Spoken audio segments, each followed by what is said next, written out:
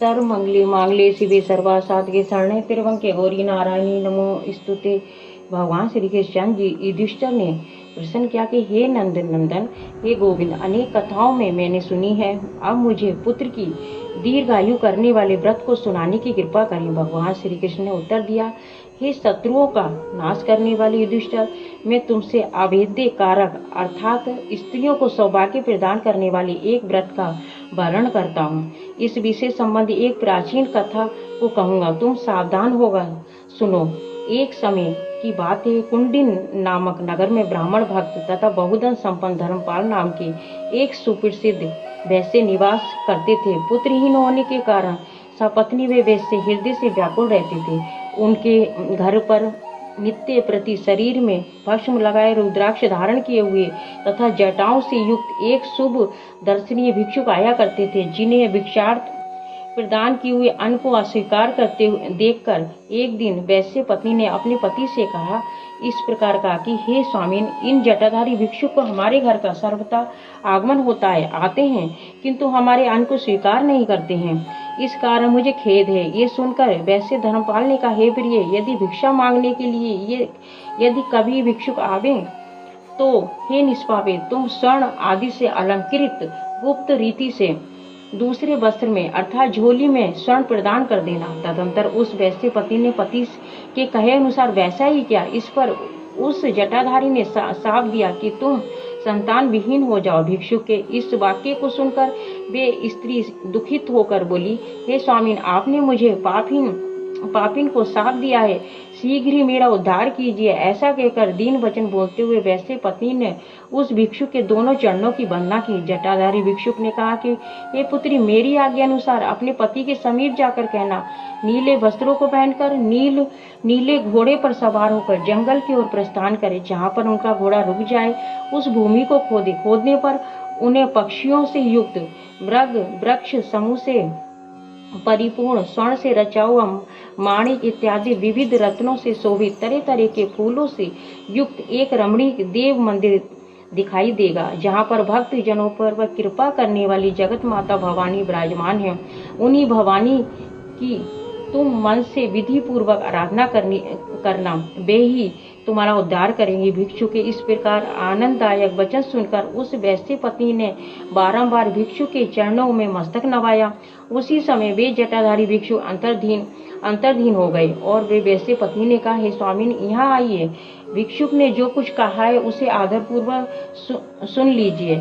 उस भिक्षुक ने जैसा कहा था उसने अपने पति को वैसा ही कह सुनाया। वैश्य ने भी आदरपूर्वक सब कुछ सुनकर नीले वस्त्रों को पहनकर नीले घोड़े पर सवार होकर वन की और प्रस्थान के रास्ते में विभिन्न प्रकार के वृक्षों को देखकर वैश्य भयभीत हुए। इसके अतिरिक्त मृग, सिंह, दांत वाले पशु, सूकर इत्यादि पशुओं को देखकर भी वे रास्ते से भय से व्याकुल नहीं हुए। अंत में लाल तथा नील वर्ण के कमल तथा चकवा चकवी पक्षियों से सुशोभित एक सुसज्जित जलाशय को देखा। उसमें उन्होंने अच्छी तरह स्नान, तर्पण आदि नित्य क्रिया संपन्न की। फिर घोड़े पर सवार हो गहन वन की ओर चले गए। एक स्थान पर घोड़े को फिसलता हुआ देखकर उसी क्षण घोड़े से उतरे और जब तक वे देव मंदिर दृष्टिगोचर नहीं हुआ तब तक वे पृथ्वी को खोदते रहे। कुछ काल के बाद उन्होंने प्रसन्नचित्त एक महान तथा व्रत देव मंदिर के दर्शन किए। वे देवालय चारों ओर से मोती से, माणिक से इत्यादि से विविध रत्नों से सुशोभित था। जटाधारी भिक्षु के वाक्यों को स्मरण कर वैश्य ने आश्चर्यचकित हो भगवती का पूजन किया। सुनहरी वस्त्र, चंदन, अक्षत, चंपा इत्यादि पुष्प, धूप, दीप, 16 प्रकार के से युक्त अनेक प्रकार के पकवान, नाना प्रकार के शाक तथा दूध, घी, शक्कर आदि से युक्त नैवेद्य अर्पण कर शुद्ध हो मल्लेगिरी, चंदन इत्यादि सामग्री को संपादन कर शांत चित्त से फल, तांबूल, दक्षिणा सहित महाधनवान ने श्रद्धापूर्वक पूजन संपन्न किया। सगुण अर्थात मूर्ति के स्वरूप अनुसार ध्यान पूर्वक गुप्त मंत्र किया। भगवती उस देवी भक्त वैश्य के समक्ष प्रकट हो प्रसन्न भाव से बोली, हे वैश्य, यहाँ पर किस अभिप्राय से ये पूजा संपन्न की है? जो इस प्रकार पूजा संपन्न करता है मैं उसे अद्भुत वर प्रदान करती हूँ। ये सुनकर धर्मपाल हाथ जोड़कर भगवती के आगे खड़े हो गए। श्री भगवती ने कहा कि हे धर्मपाल, तुमने मेरी बहुत अच्छी प्रकार से पूजा संपन्न की। हे निष्पाप मेरे भक्त, मेरे से वर मांगो, मैं तुम्हें बहुत सा धन दूंगी। धर्मपाल ने कहा कि हे देवी, आपकी कृपा से मेरे पास बहुत धन संपत्ति है, किंतु पुत्र विहीन हूँ, इसलिए पितरों के उद्धार के लिए एक उत्तम पुत्र की अभिलाषा करता हूँ। ये एक भिक्षु मेरे घर में आते हैं, किंतु मेरे अन्न को स्वीकार नहीं करते, इसलिए सपत्नी मुझे दुख है। इस प्रकार वैश्य के दीन वचनों को सुनकर भगवती ने कहा, हे धर्मपाल, तुम्हारे भाग्य में सुखदायी पुत्र नहीं है, तो भी विधवा होने वाली कन्या, अल्पायु पुत्र अथवा नेत्र विहीन दीर्घायु पुत्र, इन तीनों में से किसी एक वर की याचना करते हो। धर्मपाल ने कहा, मुझे अल्पायु पुत्र ही प्रदान कीजिए, मैं अपने को भाग्यशाली समझूंगा, क्योंकि इससे मैं नरक स्थिति में पितरों को उद्धार करने में समर्थ होऊंगा। श्री देवी ने कहा, मेरे बगल में संस्थापित गणेश जी की नाभि पर चढ़कर उनके पास में स्थित चमत्कार पूर्ण आम के फल को ले जाकर अपनी पत्नी को देना, इससे निसंदेह पुत्र होगा। इस प्रकार देवी के वचन सुनकर वे वैश्य ने उनके बगल में जाकर गजबंधन की नाभि पर चढ़ने से बार बार चढ़कर फल उतार लेने के बाद उसे पुनः जैसी भी फल उतारते दूसरा फल दिखाई दे जाता, दूसरा फल दृष्टिगोचर होता। इस प्रकार बार बार फल उतारने पर भी उसे एक अन्य और फल दिखाई देता था। तदंत क्रोधित गणपति जी ने धर्मपाल को शाप दिया, 16वें वर्ष प्राप्त होते ही तुम्हारे पुत्र को सर्प डसेगा। धर्मपाल अच्छी तरह फल को वस्त्र में बांधकर अपने घर की ओर चल दिया। घर पहुंचकर उसने अपनी पत्नी को फल दिया। उस पतिव्रता ने उसे भक्षण कर लिया और अपने पति के संयोग से उसने गर्भ धारण किया और 9वें महीने पूर्ण होते ही उसको उत्तम पुत्र की प्राप्ति हुई। पिता ने चित्त में संतुष्ट होकर जात कर्म संस्कार किया। छठे दिन में षष्ठी देवी का पूजन किया। 12वें दिन नामकरण संस्कार किया और उसका शिव नाम रखा और छठे दिन में पूर्व अन्नप्राशन संस्कार संपन्न किया। तृतीय वर्ष में चूड़ाकरण तथा मुंडन तथा छठे वर्ष में युधिष्ठिर वैश्य ने पुत्र का उपनयन संस्कार संपन्न कर ब्राह्मणों को संतुष्ट किया। जिस विप्र ने यज्ञोपवीत प्रदान किया वह संतुष्ट चित्त हुआ। पुत्र ने जब 10वें वर्ष में प्रवेश किया तब पतिव्रता ने अपने पति से कहा, बालक का विवाह भी अच्छे मुहूर्त में कर देना उचित होगा। धर्मपाल ने कहा कि मैंने संकल्प किया है कि बालक जब भी काशी धाम से विश्वनाथ का दर्शन कर लौट आएगा तब इसका विवाह संस्कार संपन्न किया जाएगा। ऐसा कहकर उसने साथियों तथा मामा सहित बहुत सारा धन देकर पुत्र को काशीपुरी के लिए रवाना कर दिया। मार्ग में सत्कर्म करते हुए आचरण करते हुए प्रतिष्ठापुर में पहुंचे। उस रमणीक नगर में उन्होंने कुछ कन्याओं को परस्पर खेलते हुए देखा। उस कन्या समूह में गौरवर्ण सुशीला नाम की एक कन्या थी। उसके साथ किसी सखी का झगड़ा हो गया। वह उस कन्या को बार बार रंडे अभागे इस प्रकार संबोधन कर गाली देने लगी। सुशीला ने कहा, हे सखी, तुमने मुझे व्यर्थ ही गाली दी है, क्योंकि मेरी माता मानवती मंगला गौरी देवी का आचरण करती हैं। उस व्रत के प्रभाव से संपूर्ण संबंधी प्यारी महिलाएं आज जन्म विधवा नहीं हो सकती। उसकी कन्या के विषय में ऐसा कहना था कि अर्थात वे तो विधवा ही नहीं हो सकती। ये सुनकर वह सह सखी बोली, हे भागिन, उस व्रत के प्रभाव को निश्चय ही वर्णन करो, मुझे भी बताओ। जिस व्रत का धूप गंध आदि से भी यत्र पूजन करने से सुख की प्राप्ति होती है। इन वाक्य को सुनकर आश्चर्यचकित नेत्रों से बालक के मामा उसकी हित चिंता करने लगे। यदि इस कन्या के हाथ से इस बालक के ऊपर अक्षत पड़ जाएं, तो ये भी 100 वर्ष की आयु प्राप्त कर लेगा। आश्चर्यचकित नेत्रों से वे उस सुशीला को देखने लगे। सुशीला के घर की ओर प्रस्थान करने पर उन्होंने भी उसका अनुसरण किया। वे गौरांगी अपने घर में प्रविष्ट हुई और तथा उन दोनों व्यक्तियों ने उसके घर के निकट एक अच्छे जलाशय के किनारे सुंदर स्थान में डेरा डाला।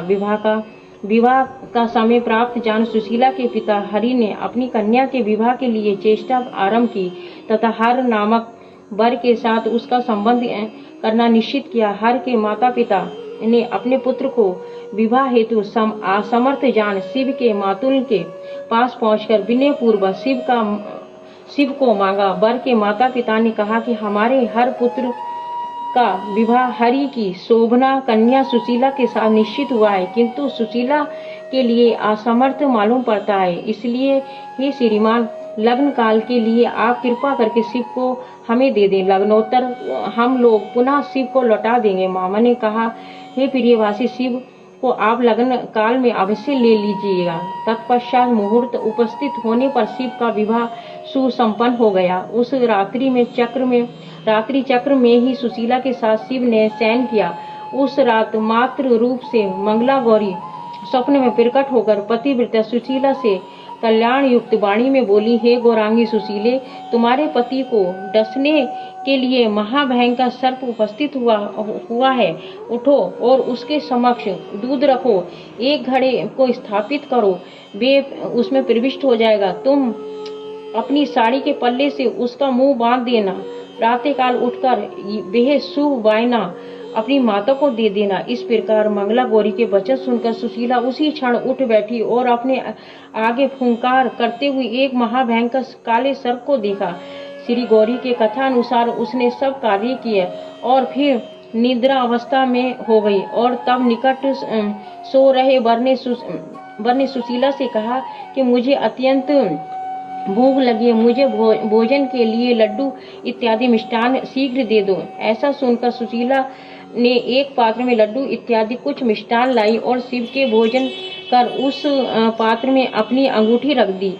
उसके अनंतर उस सुंदर वर ने किसी गुप्त स्थान में अंगूठी सहित उस पात्र को छिपा दिया।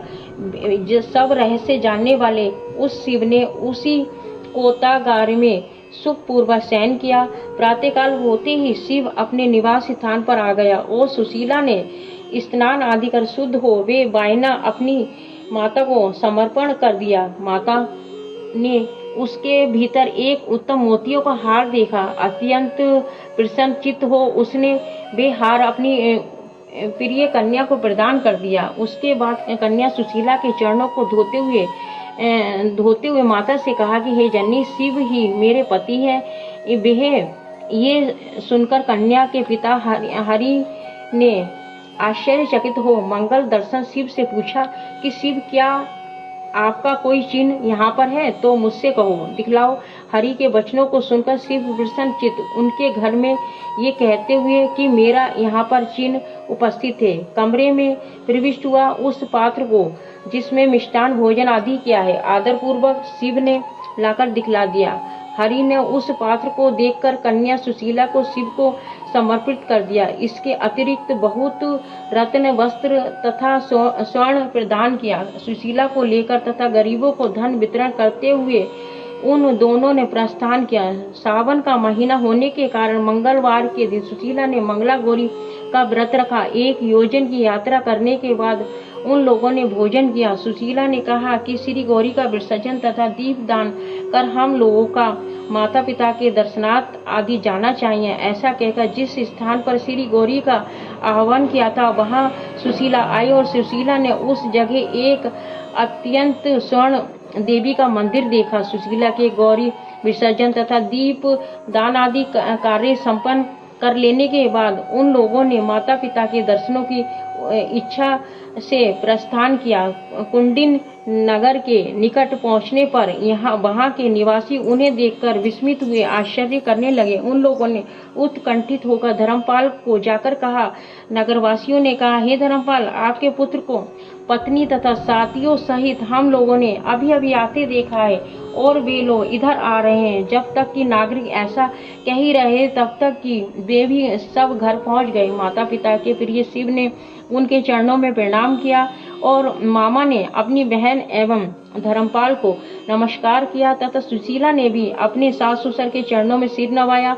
सास ने सुशीला से पूछा, हे सुशीला, हे कमल लोचने, जिस व्रत के प्रभाव से मेरा पुत्र दीर्घायु हुआ है उस व्रत को कहो। सुशीला ने कहा, सास जी, मैं तो व्रत को नहीं जानती, किंतु अपनी माता मानवती, पिता हरि, ससुर धर्मपाल तथा आप सास जी को जानती हूँ तथा मंगला गौरी एवं अपने स्वामी को जानती हूँ। ऐसा कहकर सुशीला ने अपने हृदय से आनंद का अनुभव किया। कृष्ण जी ने कहा, हे धर्मराज युधिष्ठिर, इस कारण स्त्रियों को ये व्रत सदैव करना चाहिए। युधिष्ठिर जी बोले, हे कृष्ण, व्रत का फल मैंने सुना, अब आप इसकी विधि कहिए। कृष्ण जी ने कहा कि विवाह के प्रथम वर्ष से आरंभ कर 5 वर्ष पर्यंत सावन के महीने में चारों मंगलवार में ये व्रत करना चाहिए। प्रथम वर्ष में माता के घर करना चाहिए और उसके बाद पति के घर में स्त्रियों को आदरपूर्वक ये व्रत करना चाहिए। प्रथम वर्ष में उत्तम व्रत का संकल्प कर सुंदर पीठ स्थापित करके उसके आगे मंगला गौरी की स्थापना करनी चाहिए। गेहूं के आटे का एक बड़ा दीपक बनाकर घी भरकर उसमें एक शिला और छोटा पत्थर गोधूम पिष्ट से रचकर रखें।